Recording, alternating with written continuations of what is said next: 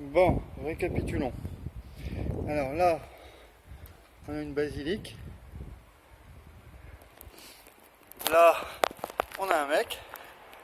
Et là, on a un vélo. C'est pas vraiment mon vélo, c'est celui de Domi. C'est le vélo qu'elle m'a prêté. Alors ce qu'on va faire, on va mettre le mec. On va jouer le rôle dans cette vidéo de philosophe. Et on va mettre le téléphone dans la poche. Là, j'ai trouvé un système avec du carton, 0 €. On va mettre le philosophe sur le vélo. Voilà, c'est fait. Et on va quitter la basilique. Première chose. Et la ville. Quitter la ville comme dans la chanson de je sais plus qui là, dans Ronnie. Bon. Hop, on va s'éloigner. Le vélo grince. Et donc, ça va être une vidéo sur l'ontologie matérialiste. Il faut que je me barre de là. Hop. Bon, bien sûr, il y a des... Voilà, il y a marqué « Mettez pied à terre quand on est cycliste ». Mais moi, j'ai jamais su lire. Je ne comprends pas. Chaque fois qu'il y a marqué « Interdit de », je vois pas ce que ça veut dire. J'ai essayé dans toutes les langues pourtant, mais... Hop. Alors, et voilà, on est bon. Comment je les ai tous grillés. Ah là là là là là. Bon. Donc, bon bah tu vas me dire l'ontologie matérialiste. Moi j'attendais ça depuis des mois, des années. Cette vidéo là. Comment j'ai fait pour vivre sans? Merde, je me fais griller par un yaourt. Je me fais griller par un yaourt. L'autre il a recyclé une machine à laver en bagnole. Bon, enfin c'est une idée. Bon, donc, ça fait bizarre un mec qui parle tout seul sur son vélo, mais bon. L'ontologie, oh merde, je vais... Ah putain. Merde. Oui. Je sais pas si vous voyez, mais il y a le feu rouge. Bon, je vais prendre le piéton là. Hop, il n'y a pas de voiture, il n'y a pas de voiture. Et voilà. Et ben, le feu était vert en fait. Là, il y a un nouveau rouge. Bon, la vidéo va bientôt commencer, ça va être plat. Et je vais crever. Waouh! Ils ont fait une belle sculpture dedans. Je sais pas si vous voyez. Une femme là en fil de fer. Un ange. Pas mal. Donc on est passé de... Ça tombe bien pour la vidéo sur le matérialisme. Elle tombe bien cette sculpture. Je savais même pas qu'elle était là. J'aurais bien fait ça, c'est tout en recyclé ou cheap. Pas mal du tout. Bon, allez, on y va, c'est encore vert. C'est toujours vert. Alors, l'ontologie matérialiste ou le matérialisme ontologique si tu préfères. Et avec ça, on est bien avancé. Voilà, on va zigzaguer un peu entre les concepts, comme ceci. Donc, bon, alors faut voir que je vais faire du vélo sans les mains. Je sais pas si tu vois, mais j'adore le vélo sans les mains. Donc c'est comme la philo, je la fais sans le cerveau. Ça marche beaucoup mieux. D'après les spiritualistes, on va voir ça. Bon, donc l'idée de l'ontologie matérialiste, déjà, avant d'entrer dans le vif du sujet, c'est que c'est un super sujet pour entrer en matière dans les conversations avec les gens en général et sur les groupes de drague entre surdoués avec une femme surdouée. Tu lui cases ontologie matérialiste dans les 5 premières répliques et tu es sûr d'arriver à rien comme j'ai fait depuis les 5 dernières années. Bon, on va essayer de pas se viander dans cette côte parce qu'elle est bien... On va dire qu'elle est sévèrement burnée quoi. Voilà. Alors là vous devez entendre que le vent. Voilà. Nickel. Bon. Donc l'ontologie matérialiste, première définition, c'est un moyen de drague dans les groupes surdoués. Et c'est un moyen de tester si l'autre pense, se questionne sur le sens de la vie, parce que si t'en es pas venu à définir ton ontologie, et si tu sais même pas ce que veut dire le terme, c'est que tu es dans la merde, et a priori on va pas discuter trop longtemps. Donc pour moi c'est aussi un moyen de sélectionner les gens d'office. Bon, si tu sais pas ou tu veux pas savoir, ça va dégager assez vite. Je vais te faire 3 blagues et puis ciao quoi. Bon attends, on va encore être en pente pendant un moment. Donc tu prends le temps pour déguster ce que je viens de dire. Ah là, faut pas que je fasse le con, on croise une route. Et du coup ça ne va pas du tout.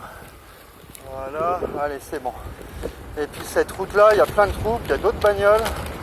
Donc attends, je vais un peu contrôler. Hop. Nickel. Après il y a ce grand virage là qui est un peu dangereux. Déjà là je freine parce que si je vais trop vite, ça va devenir fou. Allez, là on peut y aller. Allez, nickel. Ça glisse bien là, comme papa dans maman. Wouhou! Tada! Hop là. Voilà. Bon, là ça redevient normal, donc je peux parler. Mais voilà, c'était la fin de l'intro, on va dire. Ça coïncidait bien.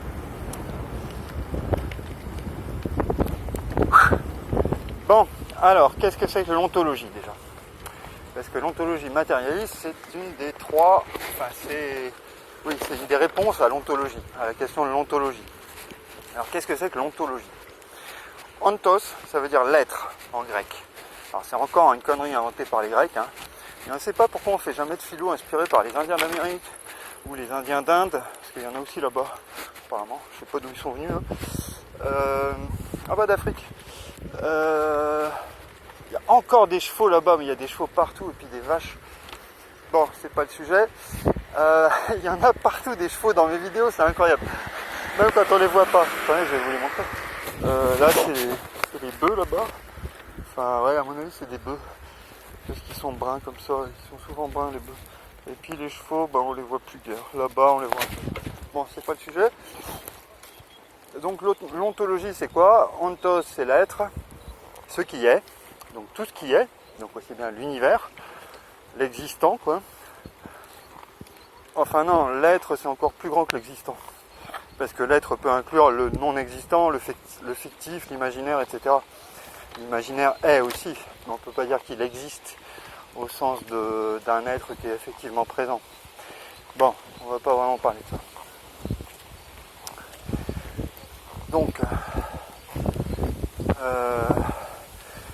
Donc l'ontologie et l'ontos, l'être, et logie, le logos, le verbe, la science, la connaissance d'eux, etc. La connaissance, ça serait plutôt gnosis, mais disons la science, le savoir qu'on peut avoir sur quelque chose. Donc l'ontologie, c'est le savoir sur l'être. Donc en bon français, parce que je vois pas pourquoi on parle grec, et pourquoi j'ai frimé avec ça, alors que c'est complètement con. Les Grecs sont rien que des gros barbares, qui ne nous ont pas apporté grand chose à mon avis, plutôt des problèmes que des solutions. Je veux dire, il y a bien d'autres peuples de l'Antiquité dont on aurait pu apprendre beaucoup de choses, qui savaient faire beaucoup de choses, qui nous ont laissé eux aussi de l'art magnifique. Je dis pas de mal de l'art des Grecs, il est magnifique, mais les Crétois aussi, comment on les appelle? Ah putain, il y a plein d'oiseaux crevés ici. Comment on les appelle? Les Scythes, voilà, les Étrusques, etc. Donc, et puis on n'a pas trop de philo égyptienne, mais leur vision du monde était très chouette. Hein. Et on n'a pas gardé beaucoup de concepts, mais voilà, ils pensent pas du tout pareil. C'est pas l'âme, ils ont le bas, le cas, ils ont une division des concepts qui est tout à fait différente de la nôtre et qui est très intéressante aussi.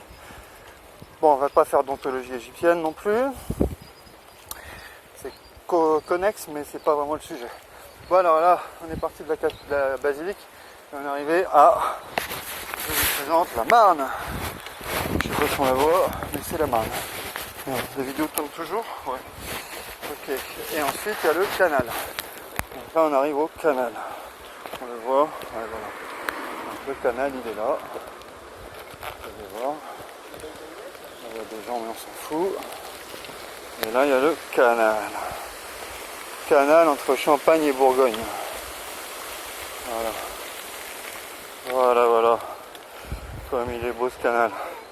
Voilà, bon, allez, on continue la disserte. Oh, je suis essoufflé. Bon, ça c'est 25 ans de clope. Hein. Bon, donc, l'ontologie, c'est la science de l'être. Donc, il y a une grande question qui se pose. Et vraiment, c'est pas possible de faire de la philo. C'est la question fondamentale de la philo, je dirais. Il n'y a pas d'autres questions. Si on résout ça, on résout énormément d'autres trucs. Donc, la question, c'est qu'est-ce qu'il y a dans l'univers? On va pas se mettre à compter combien il y a de choses. Hein. Par exemple, si on décide il y a des atomes, voilà, bah, c'est ça la réponse. Hein. On n'a pas besoin de dire il y a 6 milliards,492 atomes. Hein. On cherche à savoir quelle est la nature de ce qu'il y a. Est-ce qu'il y a des choses de substances différentes, enfin de nature différente, ou est-ce qu'il y en a une, deux, trois, zéro? Donc, c'est ça la question. C'est ça la question. Donc, oh, une feuille. Oh, les cyclistes. Alors, on en croise des fois par ici. Donc, ça c'est pas souvent qu'un mec du Tour de France me dépasse près du canal. C'est complètement paumé lui. La vache. Ça me fait rire. Ça, il a tout l'équipement et on croit qu'il est. Ils font pitié ces mecs. Bon, moi comme d'habitude, hein, je suis totalement touriste. C'est vrai qu'il va plus vite que moi un petit peu. Ah, des canards. Alors, vous voyez, il y a plein de canards par ici. Hop, petit canard. Voilà, bon, donc, en fait, à la question qu'est-ce qu'il y a dans l'univers, on peut apporter trois réponses. Il y a trois grandes réponses. Donc du coup, il y a trois familles de philosophie suivant comment elles se classent dans leur réponse à cette question. Voilà, donc là je vais jouer au quilles avec des vieux, ça va être pas mal du tout. Hop. Merci. Voilà. Bon, donc il y a trois réponses. Et les réponses sont de deux types. Soit les réponses sont monistes, c'est-à-dire qu'on répond qu'il y a une seule chose. L'univers, il est un, et il n'y a qu'une seule chose dedans. Et alors, ce monisme va se diviser encore, quand on va répondre à la question, d'accord, il n'y a qu'une chose, mais laquelle? Quoi? Bon. Et puis l'autre famille, l'autre grande branche d'office, c'est le dualisme, ou plutôt les dualismes. Parce que là encore, suivant comment on répond, bon, le dualisme, c'est quand on dit il y a deux choses, il y a deux grands éléments dans l'univers, deux grandes natures d'éléments si on veut, mais alors quoi? Et donc là encore, les réponses divergent comme dans le monisme, ça ne va pas être du tout les mêmes couples d'éléments qu'on va trouver. Alors on reprend le monisme. Donc, en fait, on pourrait voir les choses autrement. Et il y en a qui disent, en fait, qui répondent, dans l'univers, il y a de la matière. Voilà une chose qui est sûre.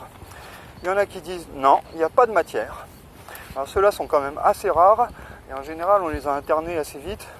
Je rigole, mais on aurait dû, quoi. Parce que c'est des fumeurs de crack invétérés, ces gens-là. Ils disent, non, il n'y a pas de matière. Bah, c'est assez fou, quoi.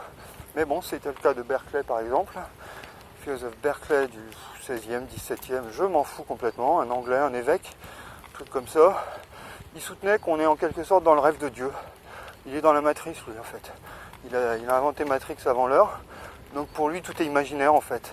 On est une créature virtuelle. Notre monde réel ne fait que nous apparaître réel, et alors qu'en fait, il est une création de l'imagination de Dieu, en quelque sorte. Donc c'est assez délire quand même, quand tu te dis que Dieu se met à arriver des génocides, il fait flamber Londres en 1700 je sais plus combien, il cause un tremblement de terre au Portugal, en 1400 je sais plus quoi. Enfin voilà, il a des drôles de rêves ce gars-là. Donc bon, c'est pas hyper intéressant parce que comment tu veux tester ça déjà qu'on est enfin c'est. Il y a de la philo qu'on peut tester, on peut mettre à l'épreuve, mais l'idée de Berkeley, on peut rien en faire, quoi. On est le rêve de Dieu, bah point barre, il t'a affirmé ça, et puis qu'est-ce que tu veux en faire? Il n'y a aucun moyen de tester, on peut pas dire oui, on peut pas dire non. Tu peux pas le prouver, tu peux pas prouver le contraire, donc c'est vraiment typique d'une idée non scientifique d'après le critère moderne de Thomas Kuhn, de falsifiabilité. Thomas Kuhn est un épistémologue. L'épistémologie, c'est donc la science de la science. C'est la science qui étudie les conditions de vérité de la science, en gros.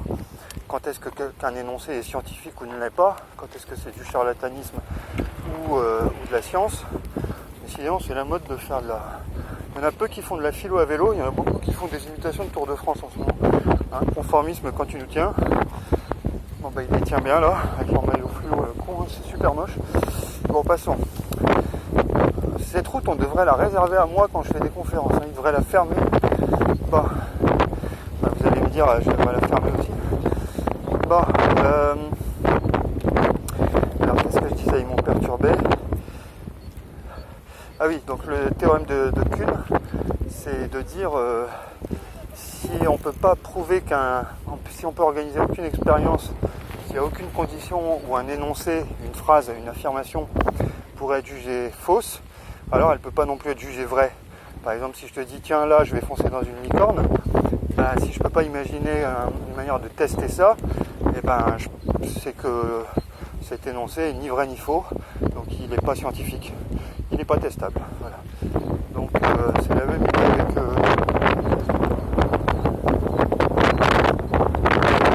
thèse de Berkeley, on ne peut pas du tout la tester. Donc est-ce qu'on est le rêve de Dieu? C'est son idée, mais voilà. Donc le monisme peut répondre on est matière, tout est matière. On peut répondre non, il n'y a pas de matière. Et un autre moniste répond tout est spirituel.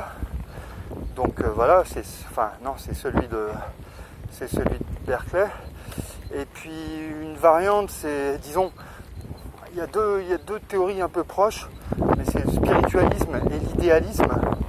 Donc il y en a un qui pense que que tout est esprit, genre une thèse à la Berkeley de l'esprit de Dieu. Et puis il y a les théories du genre Platon qui pense, bon il n'est pas moniste, mais qui pense que le monde est aussi, il y a un monde des idées, il y a un monde des concepts qui est différent du monde réel, du monde de la matière donc. Bon, j'ai grillé mon plan parce que du coup je suis déjà dans le dualisme. Et donc dans le monisme, on est soit moniste, on est soit matérialiste intégral, soit spiritualiste intégral, soit, ça je crois que c'est assez théorique, soit idéaliste intégral, mais je pense pas que ça existe et j'en vois pas d'idéal, parce que ça voudrait dire dans le monde il n'y a que des idées. Donc non, on sait bien qu'il y a des chevaux quoi. C'est peut-être Dieu qui rêve de chevaux, mais il y a des chevaux quoi. Donc, ah putain, j'ai recasé des chevaux. C'est le gimmick et puis des canaux aussi. Des arbres. Donc voilà, mais c'est les trois grandes tendances. Donc, vous comprenez que quand on a posé ça, on va pas, quand on traite les autres questions de la philo et de l'existence humaine en général, c'est-à-dire qu'est-ce que la vie en société, qu'est-ce que la mort, alors là on est en plein dedans, parce que si tu réponds à la question qu'est-ce qu'il y a dans l'univers, bah tu réponds à qu'est-ce que la mort, enfin au moins tu ouvres ou tu fermes certaines pistes, c'est-à-dire que quand tu réponds il n'y a que de la matière, bon bah va pas chercher une réincarnation dans un autre monde où il y aurait des âmes et machin, parce que là tu es dans un dualisme au minimum. Hein, donc tu peux pas être moniste, en pensant ça tu peux plus être moniste. Hein. Donc si tu penses qu'il n'y a que de la matière, le problème de la mort est réglé. Et la fin de la vie, ben, c'est la fin d'une forme de vie, une forme d'organisation de la matière, et point barre. Après ça s'arrête, la matière se recompose, elle continue sa route, sa vie, hein, sous forme de matière toujours, rien ne se perd, rien ne se crée, tout se transforme. Là ça va bien avec le célèbre adage de Lavoisier, et donc c'est nickel.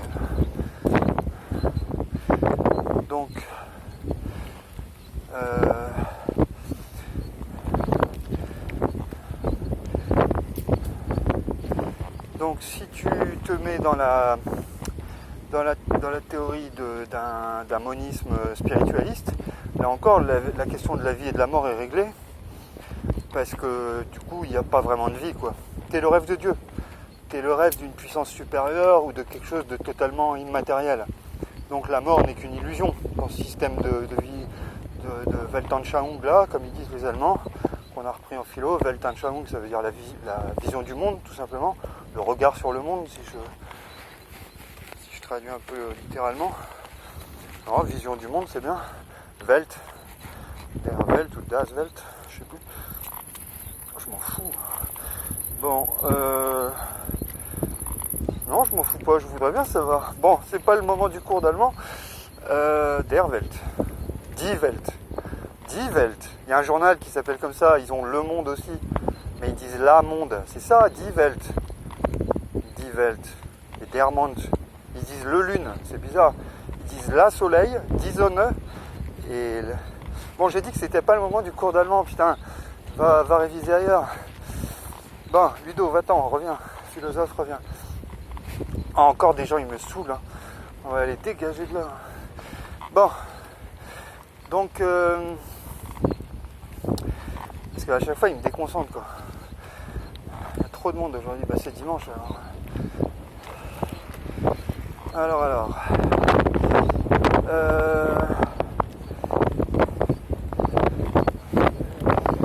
Donc, bon. Donc, beaucoup de philosophies sont dualistes. Ça veut dire qu'elles disent qu'il y a à la fois de la matière et du spirituel. Donc il y a deux grands dualismes, de la matière et du spirituel, de l'esprit.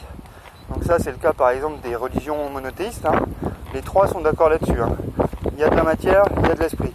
Encore qu'elles sont d'accord, ça dépend à quel moment et dans lesquels de leurs filiales ou de leurs hérésies, etc. Parce que les cathares n'étaient pas d'accord avec ça. Ils disaient que le monde matériel, il n'y en a pas ou c'est de la merde. Enfin, ils avaient une vision un peu spéciale. Franchement bizarre, franchement pas trop chrétienne en fait. J'ai discuté récemment avec un prêtre catholique et puis à l'expo de Domi et puis dans l'Antiquité il y avait des formes de christianisme aussi, le gnosticisme par exemple qui était assez bizarre, et puis chez les musulmans il y a aussi des fois des gens qui sont limite monistes spiritualistes. Donc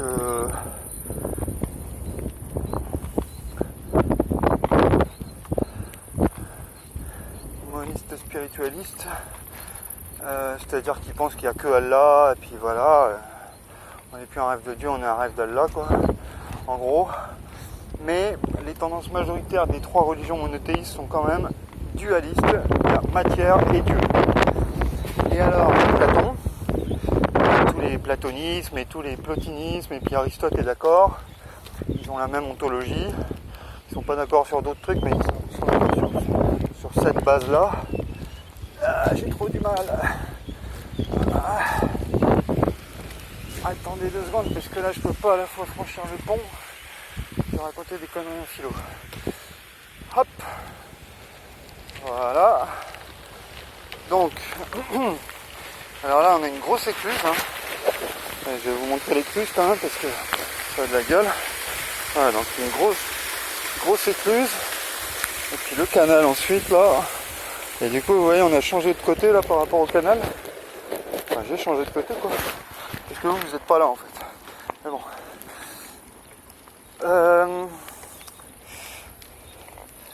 Bon et donc voilà, il y a 2 familles de dualisme. Celui où il y a matière et Dieu, et l'autre, platonisme, plotinisme, etc., où il y a matière et idée. Donc d'après Platon, il y a un monde où il y a l'idée de cheval, et puis un autre monde où il y a des chevaux. Il y a un monde où il y a les idées d'hommes, l'idée de justice, l'idée de beauté, etc. Puis il y a un monde où ça se réalise plus ou moins imparfaitement. Et puis l'un est le reflet de l'autre. Donc une sorte de copie imparfaite avec des bords imparfaites, avec des bords un peu flous. Voilà, c'est l'idée de Platon. C'est complètement con, tu me diras. Et je te dirai, non, il n'y a pas de souci, merci. Ouais, ils flippent facilement les vieux là. Oh merde, vous avez le Covid. Et ouais. Non, c'est Ludo. C'est un philosophe, c'est pire. Cachez-vous tous. Si les gens avaient lu plus de philo, je pense que leur esprit critique marcherait un peu mieux et qu'ils se feraient un peu moins vaccinés. Ce n'est pas le sujet et ils vont me mettre leur propagande à la con si je dis des trucs, donc shut up.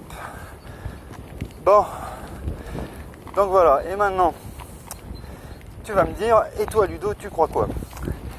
Tu vas peut-être pas me le dire, mais moi je vais te le dire. Alors je me suis beaucoup intéressé à cette question, parce que quand j'ai découvert la pensée vers l'adolescence, que je me suis vraiment posé des questions sur plein de choses, et ben je me suis dit, il faut résoudre cette question. Je suis vite arrivé que si je ne sais pas de quoi l'univers est fait, je ne peux pas répondre à plein d'autres questions. Je ne peux pas savoir c'est quoi la justice, je ne peux pas savoir quelle morale adopter, je ne peux pas développer une éthique, c'est-à-dire voilà, je peux pas être sûr que mon comportement sera bon ou pas bon. Parce que par exemple, je me suis dit, j'étais mal informé, je me suis dit, il faudrait peut-être que bon, j'ai pas la foi, 15 ans, je me dis, j'ai pas la foi, mais il faudrait peut-être que j'ai la foi, peut-être j'ai raté un truc. Imagine que s'il y a un Dieu et j'ai pas la foi, je suis pas dans la merde. Si je meurs, bah du coup je serai pas du bon côté. Tout ça parce que j'aurais raté un truc dans ma vie. Donc s'il y a un monde après ce monde, bah faut que je me mette du bon côté. Mais s'il n'y en a pas et que je passe ma vie à être du côté de Dieu alors qu'il n'existe pas, tu comprends bien qu'il y a comme un problème. J'aurais gâché ma vie aussi. Donc il faut que je sache. Sauf que quand je cherche, je vois que je peux pas savoir. Je me mets à lire des trucs sur l'histoire des religions. Puis on passe de Pluton à Odin au dieu chinois, à Vishnu, à Elohim et Allah. Et puis dans tout ça, tu es complètement paumé. Tu te dis, bah ouais, il y a peut-être un dieu. Là, tu as Popocatépetl, là, tu as machin. Là, tu as un dieu qui veut du sang. Là, tu veux un dieu qui veut de l'amour. Tu as un dieu qui veut de l'amour. Tu es complètement paumé. Tu te dis, ils sont tarés ces mecs. Donc, soit c'est eux qui ont inventé des tas de conneries avec quand même quelques tendances universelles. C'est-à-dire qu'ils veulent donner sens à la vie, ils veulent sacraliser l'amour, ils veulent sacraliser la reproduction, etc. Ils veulent faire la guerre aussi, grande constante. Ils veulent éliminer les autres souvent. Ils veulent dire qu'ils sont les meilleurs. Donc bon, t'es paumé quoi. Donc je me suis posé ces questions de est-ce que je dois adhérer à une religion ou à rien. De la même manière, est-ce que l'histoire a un sens? Parce que je commence à lire de l'histoire. Ben oui, mais ça a un sens ou pas l'histoire? Est-ce qu'il y a quelqu'un qui donne un sens à l'histoire? Est-ce qu'il y a une sorte de logique naturelle à l'œuvre dans l'histoire? Et donc je devrais me mettre dans le sens de la marche? Ou je devrais m'y opposer peut-être si c'est nul? Si je découvre que c'est nul, j'ai comme m'opposer à la nature, je sais pas. Peut-être la nature est en train de faire le mal et je devrais m'y opposer. Peut-être le développement de l'humanité est une erreur de la nature qu'elle est en train de se suicider et je devrais tuer l'humanité pour l'empêcher. Bon, donc il y a tout ça quoi. Donc bonjour. Donc le canal c'est un endroit typique où tu connais pas les gens mais ils te disent bonjour beaucoup plus que l'idole. C'est beaucoup plus convivial. Beaucoup plus convivial. Donc c'est rempli, quand j'y vais le jeudi, il n'y a personne. Donc voilà, cette question est décisive, cette question de l'ontologie, elle décide tous les autres choix quoi. Alors je sais bien qu'il y a plein de gens qui vivent sans s'être posé cette question. Oui mais justement, c'est ce que je disais. Ils n'y réfléchissent pas, ça ne veut pas dire qu'ils ont bien fait de ne pas y réfléchir, parce que par exemple s'ils sont athées et qu'il y avait un dieu, ils vont se faire retirer à la fin du film. Donc c'est pas bon pour eux de ne pas réfléchir. Il vaut mieux réfléchir, essayer de trouver ses solutions et de se mettre en phase un peu, donc d'adopter une ontologie. Voilà, il faut résoudre cette question. Tu n'as pas le choix, dès que tu penses, tu dois trouver une solution. Tu dois dire qu'est-ce que tu penses de matière ou pas matière, idée ou pas idée, esprit ou pas esprit, et ça déterminera plein d'autres choix. Donc bon, je vais y revenir en disant ce en quoi moi je crois. Alors je vais vous faire mon credo. J'ai fini donc à force de lire plein de choses pour répondre aux questions que j'avais, questions existentielles, questions lancinantes. C'est aussi bien je me suicide ou je me suicide pas. C'est est-ce que je peux être heureux ou est-ce que je peux pas être heureux? L'amour vaut quelque chose ou l'amour vaut rien? Ouais, c'est plein de questions comme ça. C'est est-ce que l'engagement a du sens? Est-ce que l'engagement politique a du sens ou est-ce que c'est complètement vain? Par exemple, si je suis dans un monde où il y a un Dieu qui est providentiel et qui contrôle tout, alors on ne voit pas à quoi sert l'engagement politique. Puisque tout ce qui arrive, c'est voulu par Dieu. Qu'est-ce que je pourrais l'empêcher? Même si je fonde un mouvement, c'est-à-dire que c'est Dieu qui m'a envoyé fonder un mouvement.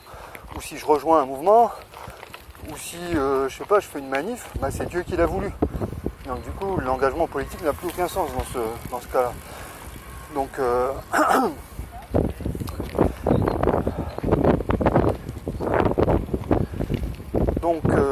faut vraiment résoudre ces questions parce que sinon on est paralysé, quoi. Donc voilà comment je les ai résolues. Moi, ce que je pense, c'est qu'il y a zéro Dieu. Déjà, je règle ce problème là. Donc non, le monde n'est pas esprit. Je le règle parce que j'en ai trop lu, j'en ai trop vu sur l'histoire, les gens. Il y a trop de serial killers, il y a trop de génocides. Quand tu lis l'histoire de tous les pays, tu vois que ça s'entretue partout dans le monde. Donc bon, là encore, j'en ai discuté avec mon prêtre catholique ou d'autres religieux diraient des trucs comme ça, que Dieu en fait nous a donné la liberté, et c'est comme ça qu'il règle le problème du mal. Le mal, c'est pas Dieu qui le fait, c'est l'homme, l'humanité. Et du coup, cette humanité, il l'a créée comme ci, comme ça, elle a trahi au début, il l'a laissée libre, et il lui laisse le choix de rejoindre Dieu ou pas. Alors je trouve que cette explication est assez brillante, puisque finalement elle rend Dieu irresponsable du mal